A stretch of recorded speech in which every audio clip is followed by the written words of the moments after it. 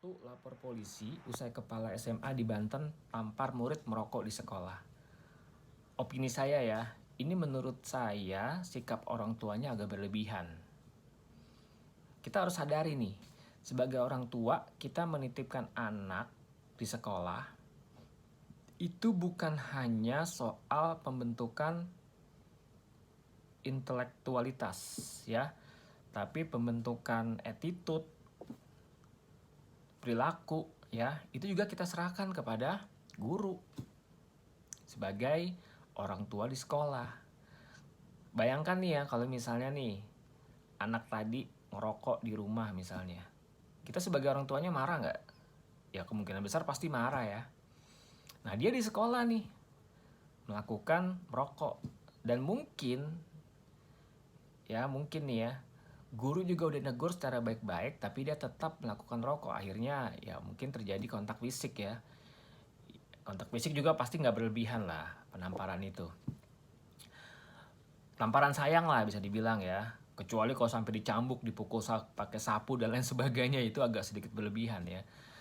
Nah jadi kita sebagai orang tua tuh harusnya melakukan komunikasi dulu ke anaknya, bener nggak dilakukan seperti ini, terus gimana, kamu kan salah apa segala macam ya. Justru kita berterima kasih kepada guru tadi ya, kepada kepala sekolah tadi, karena bukan hanya peduli terhadap perkembangan intelektualitas, tapi peduli juga terhadap attitude-nya dia atau perilakunya dia gitu teman-teman ya. Nah pembentukan attitude ini itu kan dimulai dari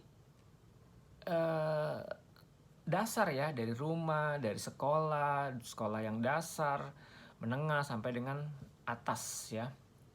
Pembentukan perilaku tuh mungkin sampai dengan dia kuliah nantinya ya.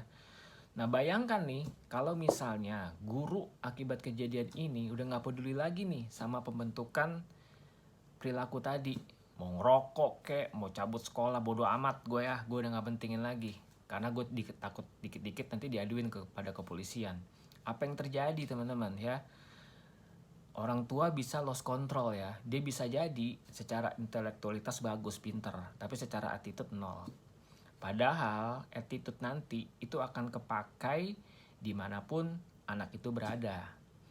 Mau dia masuk di industri sebagai karyawan misalnya ya, itu ada KPI atau ada penilaian yang dilihat, salah satunya adalah attitude ya. Ada knowledge, ada attitude, skill, sama habit. Attitude dilihat.